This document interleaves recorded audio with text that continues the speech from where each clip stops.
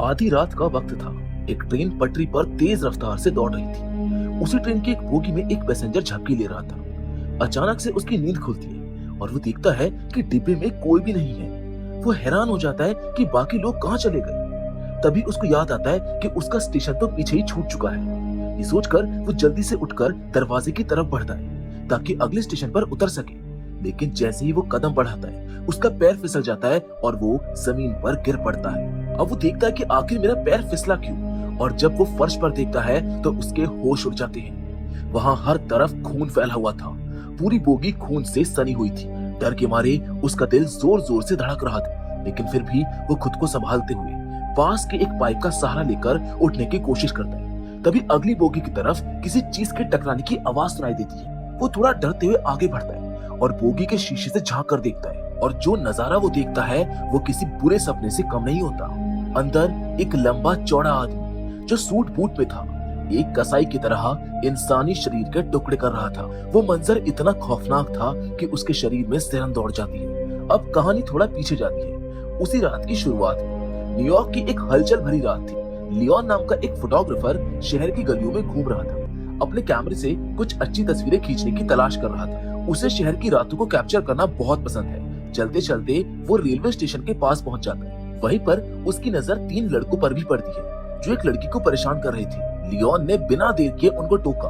उनमें से एक लड़का उसको धमकाने की कोशिश करता है, लेकिन लियोन उसे स्टेशन पर लगे सीसीटीवी कैमरे की तरफ इशारा करके बता देता है कि उनकी सारी हरकतें रिकॉर्ड हो रही है। अब कैमरे की तरफ देखते ही वो लड़के डर जाते हैं और वहाँ से भाग जाते हैं। वो लड़की राहत की सांस लेती है और लियोन को थैंक यू बोलती है। इसके बाद वो ट्रेन की तरफ बढ़ती है, लेकिन जैसे वो चढ़ने वाली होती है, ट्रेन के ऑटोमेटिक डोर्स बंद होने लगते हैं। तभी एक सूट बूट पहना आदमी तेजी से आता है और अपना हाथ दरवाजे में अड़ा देता है, जिससे दरवाजा फिर से खुल जाता है। लड़की एक पल के लिए रुककर लियोन की तरफ मुस्कुरा कर देखती और लियोन उसी पल को कैमरे में कैद कर लेता है। फिर वो लड़की ट्रेन में चढ़ जाती है और एक सीट पर बैठ जाती है। वहीं पर वो सूट बूट वाला आदमी भी दूसरी सीट पर जाकर बैठ जाता है। उस डिब्बे में बस वही 2 लोग थे। थोड़ी देर में ट्रेन स्टेशन से चल पड़ती और तेजी से अंडरग्राउंड टनल में दाखिल हो जाती है। कुछ दूर जाकर टनल 2 हिस्सों में बंट जाती है। बाईं ओर जाने वाले रास्ते पर सब ठीक था, लेकिन दाएं तरफ जाने वाली टनल पर एक रेड लाइट लगी थी और वहाँ पर साफ साफ लिखा था नो एंट्री।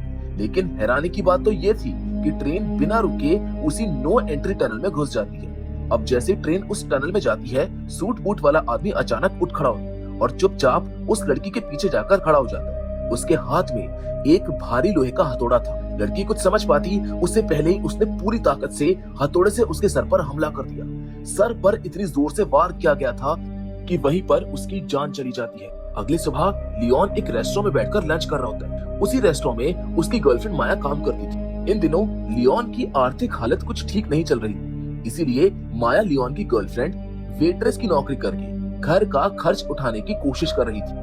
तभी अचानक से लियोन की नजर रेस्टोरेंट में रखे एक पेपर पर पड़ती। उसमें एक लड़की जिसका नाम एरिका था, उसके अचानक गायब हो जाने की खबर छपी थी। जैसे ही लियोन फोटो देखता है वो चौंक जाता है, क्योंकि ये तो वही लड़की थी जिसे पिछली रात स्टेशन पर उसने 3 लड़कों से बचाया था। उसे तुरंत शक हुआ कि शायद इस लड़की के गायब होने के पीछे उन्हीं बदमाश लड़कों का हाथ हो सकता है। इसीलिए बिना वक्त गवाए वो सीधा पुलिस स्टेशन जाता है और डिटेक्टिव हेडली को अपनी खींची हुई तस्वीरें दिखाते हुए पूरी बात बताता है। लेकिन यहाँ बात कुछ और ही निकल आती है। डिटेक्टिव हेडली उल्टा लियोन पर ही शक करना शुरू कर देते हैं। वो कहते हैं कि गायब हुई लड़की एक मॉडल है और हो सकता है कि लियोन ने पैसों के लालच में ये सब किया हो। उसने ये भी कहा कि अखबार वाले ऐसी तस्वीरों के बदले अच्छे पैसे देते हैं। लियोन को ये सुनकर काफी गुस्सा आया। उसे लगने लगा कि शायद पुलिस इस केस को जानबूझकर नजरअंदाज कर रही है या फिर किसी सच्चाई को छिपा रही है। वो चिढ़कर वहाँ से चला गया। उसी रात एक बार फिर से मिडनाइट ट्रेन स्टेशन से रवाना हो चुकी थी। ट्रेन हमेशा की तरह तेज रफ्तार से अंडरग्राउंड टनल की तरफ बढ़ रही थी। इस बार उस ट्रेन में एक कपल अपने दोस्त के साथ सफर कर रहा था। तीनों आपस में बातें कर रहे थे और हंस रहे थे, लेकिन थोड़ी ही देर में वही सूट बूट पहना हथियारबंद आदमी अचानक से उनके पास आता है और फिर उसी भारी हथौड़े से एक एक करके तीनों को बेरहमी से मार डालता है। उधर उसी समय लियोन भी फोटोग्राफी करते करते रेलवे स्टेशन के बाहर आ पहुंचा था। वो एक बेंच पर बैठा किसी दिलचस्प मोमेंट की तलाश में कैमरा लेकर इंतजार कर रहा था। तभी उसकी नजर स्टेशन के बाहर निकलते एक शख्स पर पड़ती है। वही सूट बूट वाला आदमी जो पहले भी ट्रेन में दिखाई दिया था। उस शख्स की चाल ढाल और शक्ल और सूरत कुछ अलग ही थी, जिसने लियोन का ध्यान खींचा। लियोन ने धीरे से उसकी तस्वीरें लेना शुरू कर दिया और उसका पीछा करने लगा। कुछ दूर जाकर वो आदमी अचानक रुक गया। उसे शायद एहसास हो गया था कि कोई उसका पीछा कर रहा है। लियोन ने तुरंत अपना कैमरा छिपाया और ऐसे बर्ताव करने लगा जैसे वो बस वहां से गुजर रहा हो। लेकिन जैसे ही लियोन उस शख्स के पास पहुंचा, उसने लियोन का कॉलर पकड़ लिया। लियोन पूरी तरह डर गया। उसने देखा कि उस आदमी ने एक अजीब सी स्टार शेप्ड अंगूठी पहन रखी। लियोन ने उससे माफी मांगी और कहा कि वो बस एक तस्वीर लेना चाहता था। उस आदमी ने उसको घूरा, फिर कॉलर छोड़ दिया और पास ही के एक होटल में चला गया। रात को लियोन जब घर लौटा तो अपनी लैब में जाकर फोटोज डेवलप करने लगा। तभी उसकी नजर एक फोटो पर गई। वही लड़की एरिका ट्रेन में चढ़ने वाली थी और वो सूट बूट वाला आदमी उसके लिए दरवाजा रोक रहा था। उस फोटो में उस आदमी का हाथ साफ दिख रहा था और उसके हाथ में वही स्टार शेप वाली अंगूठी थी। लियोन को अब यकीन होने लगा था कि उस लड़की के गायब होने में जरूर उसी आदमी का हाथ है। इसके बाद लियोन ने उस आदमी पर नजर रखना शुरू कर दिया। उसने देखा कि वो शख्स होटल से निकलकर सीधा एक मीट फैक्ट्री गया है। वो वहीं पर काम करता था। दिन भर का काम खत्म करके वो रात में रेलवे स्टेशन पहुंचा और करीब 2 बजे की मिडनाइट ट्रेन का इंतजार करने लगा। जैसे ट्रेन आई वो उसके अंदर चढ़ गया। लियोन भी उसके पीछे ट्रेन में चढ़ना चाहता था, लेकिन तभी एक पुलिस अफसर ने उसको रोक लिया और उसका कैमरा चेक करने लगा। इसी बीच ट्रेन निकल गई। अब ट्रेन की उस बोगी में बुचर अकेला था। शायद आज उसे कोई शिकार नहीं मिला था, लेकिन तभी एक हट्टा कट्टा नौजवान बाथरूम से निकलकर डिब्बे में आ जाता। वो खिड़की के पास खड़ा होकर बाहर देखने लगता है और तभी अचानक से पीछे से उसके सर पर हथौड़े का एक जोरदार वार पड़ता है और वो जमीन पर गिर जाता है। बुचर का हमला बहुत ही तेज था, लेकिन इससे पहले कि वो उस पैसेंजर को पूरी तरह मार डालता, उसकी तबीयत अचानक से बिगड़ने लगती है। उसके मुंह से खून निकलने लगता है। इस मौके का फायदा उठाकर वो नौजवान जेब से चाकू निकालता है और उसके ऊपर हमला कर देता है। अब उल्टा उस बुचर की जान पर बनाई थी। तभी अचानक एक गोली चलती है और वो गोली सीधा उस पैसेंजर के सिर पर लगी। वो लड़का वहीं पर ढेर हो जाता है। गोली चलाने वाला कोई और नहीं था, उसी ट्रेन का ड्राइवर था। ड्राइवर बुचर से कहता है, महागनी, अब तुम पहले जैसे नहीं रहे हो। ये सुनते ही साफ हो जाता है कि उस खूंखार कातिल का असली नाम महागनी है। पहले पुलिस फिर ट्रेन का ड्राइवर, दोनों उसको जानते थे, यानी ये कोई आम इंसान नहीं था। उसकी असलियत काफी गहरी और रहस्यमय थी। कुछ देर बाद महागनी अपने होटल के कमरे में लौटता है। वो धीरे धीरे अपनी शर्ट के बटन खोलता है और उसके सीने पर ढेर सारी अजीब तरह की गांठें उभरी हुई दिखती हैं। वो शीशे के सामने खड़ा होता है और ब्लेड से एक एक करके उन गांठों को काटने लगता है। फिर वो उन कटे हुए हिस्सों को एक शीशे में भरे किसी सॉल्यूशन में डाल देता है और उसे मिरर के पीछे रखी एक अलमारी में रख देता है, जहां पहले से ही कई ऐसी शीशियां रखी हुई थी। उधर लियोन अपनी फोटो लैब में बैठा होता है। सामने दीवार पर महागनी की खिंची तस्वीरें टंगी होती है। वो खुद से सोचता है कि ये महागनी आखिर है कौन। उसे अब तक ये तो साफ हो चुका था कि गायब हुई मॉडल एरिका के केस में इस आदमी का हाथ जरूर है। ये सब जानने के बाद माया ने लियोन को समझाने की कोशिश की। वो कहती है कि शहर में रोज कई लोग गायब होते हैं, ये कोई नई बात नहीं है। माया चाहती थी कि लियोन इन फालतू के झमेलों में ना पड़े और अपने काम पर ध्यान दे, लेकिन लियोन का दिमाग अब पूरी तरह महागनी में उलझ चुका था। वो चाहकर भी इस रहस्य से बाहर नहीं निकल पा रहा था। जैसे उसने इंटरनेट पर ट्रेन में हुई हत्याओं और किसी बुचर के बारे में जानकारी ढूंढनी शुरू की, उसे एक 100 साल पुराना अखबार मिला। उस पुराने पेपर में छपी खबर से पता चला कि ठीक 100 साल पहले भी ठीक इसी तरह की हत्याएं ट्रेनों में हो रही थी। तब भी एक मीट फैक्ट्री में काम करने वाले बुचर को गिरफ्तार किया गया था, लेकिन सबूतों की कमी की वजह से उसको छोड़ दिया गया। जो बात सबसे हैरान करने वाली थी वो ये कि 100 साल पहले जो बुचर पकड़ा गया था वो भी उसी मीट फैक्ट्री में काम करता था जहां पर आज महागनी काम करता है। लियोन को शक होने लगा था कि ये फैक्ट्री ही कहीं ना कहीं इन हत्याओं से जुड़ी हुई है। अगली सुबह लियोन उस मीट फैक्ट्री की जांच करने पहुंचता है। वहां पहुंचकर उसने फैक्ट्री वर्कर्स वाली ड्रेस पहन ली ताकि कोई उसको पहचान ना सके। इसके बाद वो चुपचाप फैक्ट्री के अंदर की तस्वीरें खींचने लगा। वहां महागनी और बाकी वर्कर्स मीट काटने, लाने और ले जाने के काम में लगे हुए। तभी अचानक से महागनी की नजर लियोन पर पड़ जाती है। वो हाथ में चाकू लिए लियोन की ओर तेजी से बढ़ता है, लेकिन लियोन तुरंत भागकर खुद को बचा लेता है और फैक्ट्री से बाहर निकल जाता है। वो वहीं से गुजर रहे एक ट्रक से लटक जाता है, उस फैक्ट्री से दूर निकल जाता है। पूरा दिन लियोन के दिमाग में सिर्फ एक ही बात घूम रही थी, ट्रेन से लगातार गायब होते लोग। वो अपने कमरे में बैठा चारों तरफ उन लापता लोगों की न्यूज क्लिपिंग लगाकर उनकी कड़ियों को जोड़ने की कोशिश कर रहा था। अब उसको पूरा यकीन हो चला था कि मीट फैक्ट्री में कुछ बड़ा और गलत हो रहा है। उसे ऐसा लगने लगा था कि ये फैक्ट्री शायद कैनिबल्स यानी इंसानी मांस खाने वाले लोगों की है। लियोन ने अंदाजा लगाया कि शायद महागनी ट्रेन में लोगों को मारता होगा और फिर उनकी लाश मीट फैक्ट्री तक पहुंचाती हो, जहां उन्हें टुकड़ों में काटकर कैनिबल्स को बेचा जाता होगा। शायद इसी वजह से पुलिस को अब तक कोई सुराग नहीं मिल पाया। इसी बीच माया ने जब देखा कि लियोन बहुत परेशान रहने लगा है, तो वो भी उसकी बातों पर यकीन करने लगती है। फिर उसी रात लियोन डिनर के लिए माया के रेस्टोरेंट पहुंचता है। वो भी बैठा ही था कि सामने लगे शीशे में उसको एक परछाई दिखती है। वो रिफ्लेक्शन किसी और का नहीं बल्कि महागनी का था, जो चुपचाप रेस्टोरेंट के बाहर खड़ा होकर लियोन को घूरे जा रहा था। जैसे लियोन की आंखें महागनी की आंखों से टकराती है, एक पल के लिए सब कुछ थम जाता है, लेकिन फिर महागनी मुड़ता है और बिना कुछ कहे वहां से चला जाता है। इस घटना के बाद लियोन की दिलचस्पी एक बार फिर से बढ़ जाती है। उसको लगने लगता है कि महागनी कुछ न कुछ जरूर जानता है और अब वो उसे छोड़ना नहीं चाहता था। महागनी सीधा स्टेशन पहुंचता है और मिडनाइट ट्रेन में चढ़ जाता है। रात के करीब 2:06 हो रहे थे। लियोन ने भी कैमरा उठाया और चुपचाप उसी ट्रेन में चढ़ गया। वो दरवाजे के पास छिपकर बैठ गया और विंडो से महागनी की हर हरकत पर नजर रखने लगा। थोड़ी देर बाद ट्रेन ने अपना ट्रैक बदला और जैसे टनल का रास्ता बदला, महागनी उठ खड़ा हुआ। उसने अपना बैग उठाया और उसके अंदर से वही भारी हथौड़ा निकाल लिया। इसके बाद उसने बोगी में मौजूद पैसेंजर्स पर हमला करना शुरू कर दिया। लियोन ये सब देखकर कांप उठा।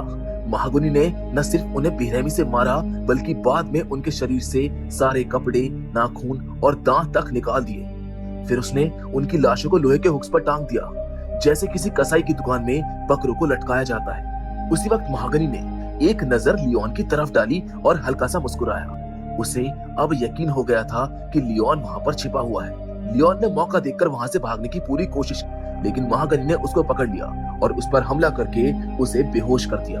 कुछ वक्त बाद जब लियोन को होश आया तो उसने खुद को ट्रेन की एक बोगी में उल्टा लटका हुआ पाया, वो भी बिना कपड़ों के।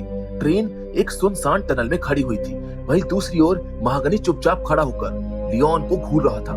अब लियोन समझ नहीं पा रहा था कि उसके साथ आगे क्या होने वाला है। तभी अचानक ट्रेन के बाहर से अजीब सी गुर्राहट सुनाई थी और कुछ डरावने प्राणी बोगी के अंदर दाखिल हो गए। ये प्राणी दिखने में काफी अलग थे। चाल ढाल थोड़ी इंसानों जैसी थी, लेकिन उनकी चमड़ी मोटी और गहरे काले रंग की थी, जो किसी जानवर जैसी लग रही थी। उनके नाखून लंबे और नुकीले थे। उन्होंने आते ही लियोन पर हमला कर दिया और अपने नुकीले नाखूनों से उसकी चमड़ी को बुरी तरह नोचना शुरू कर दिया। लियोन दर्द के मारे जोर जोर से चीखने लगा, लेकिन अगले ही पल सब कुछ शांत हो गया। उसकी चीख एकदम से थम गई। कुछ वक्त बाद लियोन की आंख खुली। वो बेहोशी से धीरे धीरे होश में आया। उसे हल्की फुल्की चोटें आई थी, लेकिन वो जिंदा था। उसने देखा कि वो एक सुनसान स्टेशन पर पड़ा हुआ है। ऐसा लग रहा था जैसे ये स्टेशन सालों से बंद पड़ा हो। लियोन जब वहां से बाहर निकलता है तो हैरान रह जाता है। वो सीधा उसी मीट फैक्ट्री के अंदर पहुंच चुका था जहां पर महागनी काम करता था।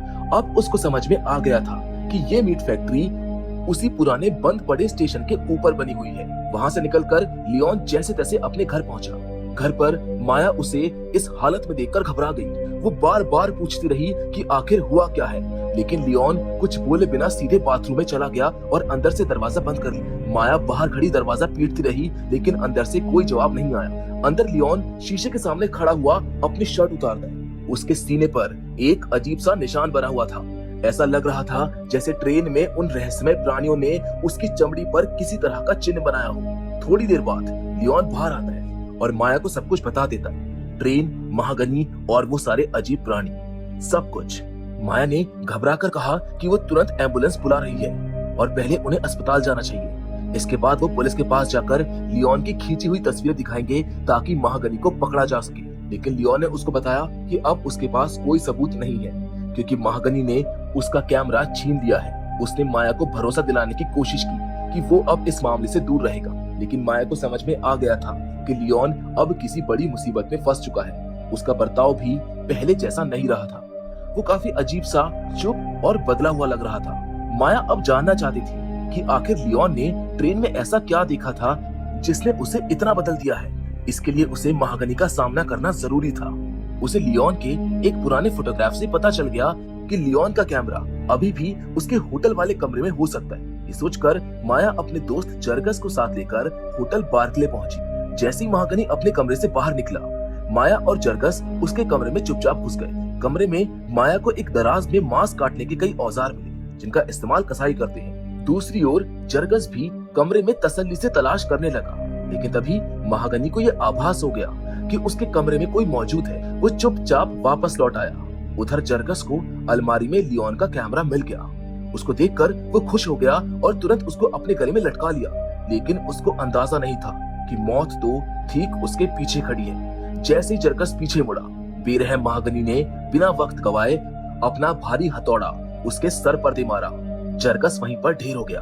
उधर माया अब भी हॉल की तलाशी ले रही थी। तभी उसकी नजर एक बैग पर पड़ती है। उसको लगता है कि शायद ये बैग पहले से ही वहाँ पर रखा गया होगा, लेकिन जब उसने बैग की तलाशी ली तो उसे उसके अंदर एक डायरी मिली। इस डायरी में बहुत सारे पुराने कागज और नोट्स थे, जिसमें दर्ज था कि महागनी ने कब कब कौन सी ट्रेन में कितने कत्ल किए हैं। और सबसे चौंकाने वाली बात ये थी कि डायरी में एक 100 साल पुराना पन्ना भी रखा हुआ था। ये देखकर माया के दिमाग में बिजली सी कौन जाती है कि क्या ये संभव है कि महागनी पिछले 100 सालों से ये सब करता आ रहा है। माया ने वो डायरी और सारे कागज अपने पास रख लिए और जरगस को आवाज देती हुई अंदर के कमरे की तरफ चली गई। लेकिन तभी उसकी नजर दरवाजे के पीछे छुपी हुई एक परछाई पर पड़ी। उसने सोचा कि शायद जरगस ही होगा, लेकिन जब उसने दोबारा आवाज लगाई और कोई जवाब नहीं मिला तो माया समझ गई कि वो महागनी है। अब बिना पल गवाए माया वहां से तेजी से भागी और सीधा पुलिस स्टेशन पहुंच गई। वहां उसने डिटेक्टिव को सारी सच्चाई बताई, महागनी की करतूतें और डायरी भी दिखाई, लेकिन डिटेक्टिव ने उसकी एक नहीं सुनी। उल्टा माया को ही घेरते हुए कहा कि महागनी ने खुद पुलिस में रिपोर्ट दर्ज कराई है कि उसकी डायरी चोरी हो गई है।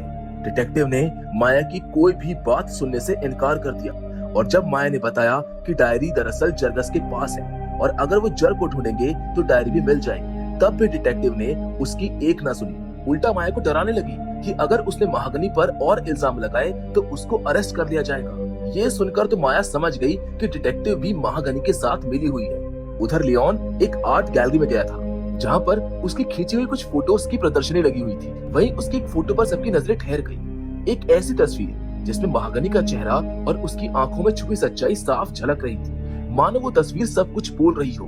दूसरी ओर महागनी बुचर्स के औजार लेकर सीधा मीट फैक्ट्री के नीचे वाले बंद पड़े स्टेशन पर पहुंच जाता है और अगली ट्रेन का इंतजार करने लगता है। इधर माया अपने रेस्टोरेंट पहुंचती है, जहां से वो गन लेकर पिछले दरवाजे से बाहर निकल जाती है। उसने लियोन के फोन पर एक वॉइस मैसेज भी छोड़ा है, जिसमें बताया कि जरगस अब महागनी के कब्जे में है और डिटेक्टिव भी उसी के साथ मिली हुई है। माया ने कहा कि वो अब जरगस को बचाने जा रही है। तभी अचानक डिटेक्टिव वहां पर आ जाती है और अब माया का शक यकीन में बदल चुका था कि डिटेक्टिव भी महागनी के साथ खेल रही है। डिटेक्टिव ने माया को घूरते हुए पूछा कि जरगस कहाँ पर है।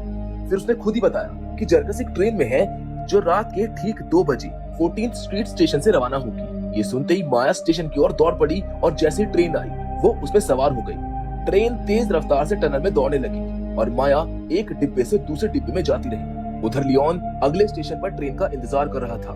तभी वही ट्रेन तेजी से उस स्टेशन से गुजरी। उसकी नजर खिड़की से अंदर गई तो उसने देखा कि माया ट्रेन में मौजूद थी। उसको देखकर लियोन घबरा गया और भागते हुए ट्रेन में चढ़ने की कोशिश की, लेकिन ट्रेन की रफ्तार बहुत ज्यादा थी। फिर भी लियोन ने हिम्मत नहीं हारी। जान जोखिम में डालते हुए वो ट्रेन के पीछे लगे हुक को पकड़कर किसी तरह उस पर लटक गया और फिर ट्रेन के अंदर चढ़ने में कामयाब हो गया। उधर माया एक ऐसी बोगी में पहुंच गई जहां दीवारों से इंसानी लाशें उल्टी लटकी हुई थी। उन्हीं लाशों के बीच में जरगस भी उल्टा लटका हुआ था। उसकी सांसें चल रही थी, मगर हालत बेहद खराब थी। महागनी ने उसे जैसे किसी जानवर की तरह हुक से टांग रखा हो। माया उसको देखकर रोने लगती है। उस वक्त महागनी दूसरी बोगी में किसी और औरत की लाश को लटकाने की तैयारी कर रहा था। माया ने तुरंत जरगस को हुक से नीचे उतारने की कोशिश की, लेकिन जरगस दर्द में चीख पड़ा। उसकी चीख महागनी की कानों तक पहुंच गई और वो तुरंत उसी बोगी में आ धमका। उसे सामने देखकर माया बुरी तरह घबरा गई। उसने कांपते हाथों से महागनी पर गोली चलाई, लेकिन उसका एक भी निशाना सही नहीं लगा।